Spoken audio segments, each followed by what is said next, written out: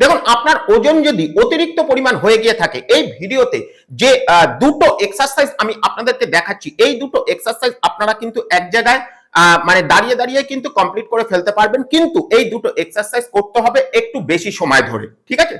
তো চলুন আমি আপনাদেরকে দেখিয়ে দিই। প্রথম যে এক্সারসাইজ, হাত দুটোকে ঠিক এইভাবে উপরের দিকে নেবেন, Excel inhale, Excel inhale, Excel inhale, ঠিক এইভাবে আপনারা কন্টিনিউ করবেন। এবার এই পদ্ধতিটাকে একটুখানি দ্রুততার সঙ্গে যদি করেন,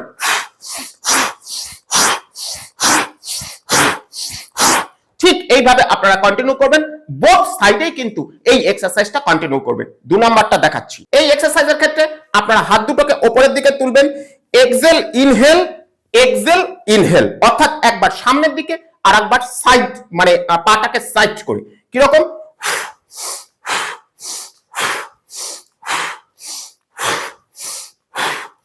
ঠিক এইভাবে আপনারা কন্টিনিউ করবেন।